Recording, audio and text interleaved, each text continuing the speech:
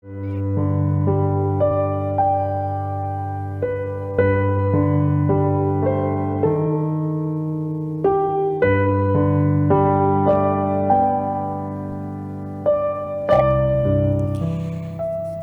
nagkasakit ka,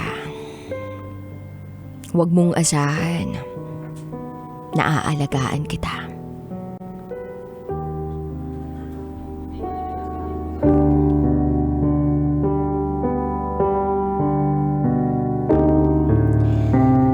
Hi DJ Rocky. Isa ako sa mga masugid mong tagapakinig. Minsan na rin akong nakapagpadala ng secret file sa'yo. At pinalad ako nang mabasa mo ito on air. Dati, tungkol ang kwento ko sa pinagdaanan ko sa love life ko. Ngayon, ibang bahagi naman ng buhay ko ang ibabahagi ko. Itago mo ulit ako sa pangalang Rain. At ito ang aking secret file.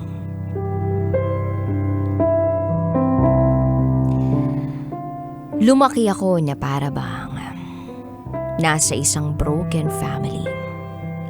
Buong pagkabata ko, hindi ko kasama ang papa ko. Naiwan lang ako sa mama ko dahil nagtatrabaho noon sa abroad si papa. Halos 18 years siyang nasa ibang bansa. Kaya masasabi kong hindi ako masyadong attached sa kanya. Kumbaga, siya lang ang madalas kong nakikitang kasama ko. Si Papa, umuwi lang minsan noong graduation ko noong high school. Mukhang bilang lang ang mga alaala ko sa Papa ko. Hindi ko kasi siya masyadong nakakausap. Hindi pa naman kasi uso noon ang video call. Kaya bihirang-bihira ko siya naiisip. Noong kasagsagan ng pandemya, August 2022 o 2020, saka ko lang siya nakasama ng tuluyan. Umuwi kaming lahat sa Laguna, kasama ang mga kapatid ko. Medyo naninibago ako sa umpisa dahil ngayon ko lang naranasan na magkaroon ng father figure sa bahay namin. Noong mga unang araw niya kasama kami, okay naman kami. Nagkakausap kami, nagkakakwentuhan. Yun nga lang, lumipas ang ilang araw. Medyo hindi na nagiging maganda ang samahan namin. Umabot na sa puntong nagkakaroon na kami ng pagtatalo. Madalas, nasisigawan niya ako. Dala marahil na iritable siya. Ewan, hindi ko maipaliwanag. Maayos naman ang pakikitungo ko sa kanya. Pero may pagka-bayolente siya kung tratuhin ako bilang anak. Hanggang sa umabot na sa puntong nabato niya ako ng isang bagay na babasagin. Binasag niya yun sa harap ko. Hindi ko naman maintindihan kung bakit. Dun pa lang, DJ Rocky, na-trauma na ako ng matindi. Magmula noon, hindi na ako komportableng kasama siya sa iisang bahay. Nagkaroon ako ng pambihirang takot sa kanya. Dapat sana ang tahanan namin ang safest place para sa isang pamilya. Pero bakit? Doon ko pa nararanasan ang mga pinakamabibigat na stress sa buhay ko. Biruin mo, dumating pa sa puntong nasabi niya mismo sa akin na kapag nagkasakit daw ako, huwag ko raw asahan na aalagaan niya ako. Gulat na gulat ako sa sinabi niya. Para akong nawalan ng kakampi dito sa mundo ng dahil lang sa mga sinabi niya sa akin. Sa isip ko tuloy, sino pa ba ang magdadamayan sa panahon ng kagipitan? Kundi kami-kami lang na magkakapamilya, hindi ba? Kaso, sa pakikitungo niya sa akin, mukhang malabo akong makaramdam ng kalinga mula sa kanya. Dito na siguro ako nagsimulang makaramdam ng matinding lungkot sa buhay. Yung lungkot na hindi agad-agad mapapawi ng basta-basta lang. Isang araw, may nangyari kay Papa na hindi namin inaasahan. January 18, 2022. Na-stroke siya. Kaya na-confine siya sa ospital. Kahit hindi maganda ang relasyon naming mag-ama, pinili ko pa ring manatili sa kanyang tabi para alagaan siya. Medyo bumuti naman ang pakikitungo niya sa akin noon. Ang bait-bait pa nga niya nang makauwi na kami. Akala ko, tuloy-tuloy na ang pagbuti ng samahan naming mag-ama. Pero madalas, aligaga pa rin siya. Hanggang sa bumalik yung panahon na madalas na naman niya akong awayin.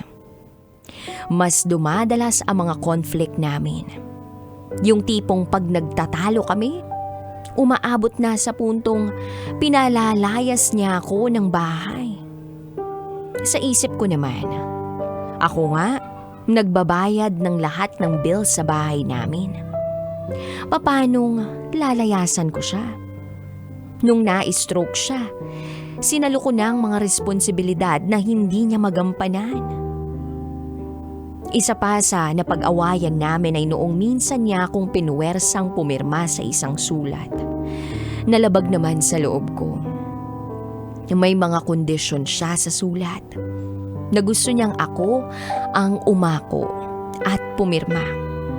At kung hindi ko naman daw yun gagawin, ay lumayas na lang daw ako dito sa bahay. Napilitan akong pumirma doon sa sulat na ginawa niya. Wala naman akong mapupuntahan. Isa pa, wala akong kapasidad na makapag-ipon ng malaking halagang pera para bumukod. Lahat ng kita ko, napupunta lang lahat sa pagbabayad ng bills namin at sa hinuhulugan kong motorsiklo. Kahit nga rito sa bahay, hindi na kami nagsasabay kumain ni Papa. Hiwalay na kami ng pinagkakainan. Pakiramdam ko tuloy, border lang ako dito. Hindi na anak, hindi na kapamilya. Sa katunayan, naiinggit ako ng sobra-sobra kapag nakakakita ako ng mag-aamang close na close sa isa't isa. Minsan mapapaisip na lang ako, what if naging close kami ng papa ko simula noon pa? Ano kaya ang pakiramdam na may tatay akong hindi ako kinamumuhian bilang isang anak? Ano ba ang mali sa akin? At tila ang hirap-hirap para sa kanya na pakitunguhan ako ng normal at matiwasay. Darating pa ba ang araw na mawawala ang lupit niya sa akin bilang isang magulang? Sa totoo lang, DJ Rocky, sobra na ang stress na nararamdaman ko. Napapabayaan ko na nga ang sarili ko. Magmula nang pinapirma niya ako ng sulat na iyon, unti-unti nang humina ang resistensya ko. Bumabagsak na ang katawan ko. Hindi ko alam kung ano ang gusto ng papa ko na ipamukha sa akin. Minsan nga, tumatakbo sa isip ko na sumuko na lang. Madalas tumatakbo ang isip ko pero para bang walang patutunguhan ang takbo nito. Nakararanas ako ng matitinding mood swings dahil dito. Isang saglit napakasaya ko. Pero bigla na lang itong mag-iiba. At hindi ko namamalayan. Umiiyak na lang ako ng walang dahilan. Oo, masaya akong kasamang mga kaibigan ko. Pero tuwing sumasagi sa isip ko na uuwi na ako, may isip ko na pagod na ako umuwi sa bahay. Pagod na ako sa buhay. Madalas kong maramdamang mag-isa na lang ako sa laban na to sa buhay ko. Hindi ko naman matakbuhan ang mama ko at mga kapatid ko. Dahil ayokong malaman nila ang ginagawa sa akin ni Papa. Sinubukan ko minsang lapitan ng ate ko para doon muna manuluyan. Pero hindi naman ako pwede doon. Kahit sa bunso kong kapatid, hindi rin ako pwede doon. Kaya nauubusan na ako ng pag-asa. Yung pakiramdam na wala akong magawa. Pinagtitiisan ko na lang ang kalupitan ng papa ko sa akin. Kung sakaling dumating yung araw na hindi ko nakayanin ang mga pinagdaraanan ko, gusto ko sanang sisihin ang papa ko kung sakaling magdesisyon akong bumitaw na lang. Gusto kong ibaling sa kanya ang sisi kung bakit lugmok na ako. Na parang nawalan na ako ng dahilan para ituloy ang buhay ko.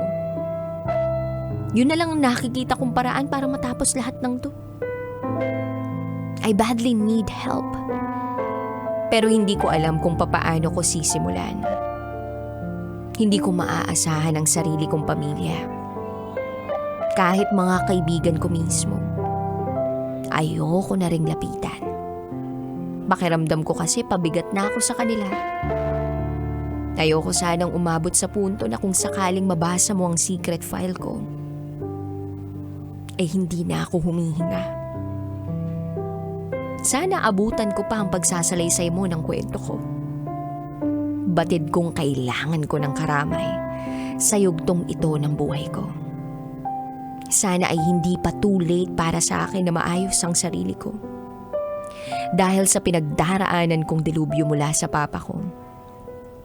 Sana ay mabigyan niyo ako ng payo o guidance patungo sa mga susunod na hakbang ng buhay kong ito. Aaminin kong pagod na ako. Pero susubukan ko pa rin araw-araw na bumangon at ituloy ang laban. Kahit masakit na ang bawat paghinga at bawat pagbangon ko. Hanggang dito na lang po muna, DJ Rocky. Muli, ako si Rain. At ito ang aking secret file.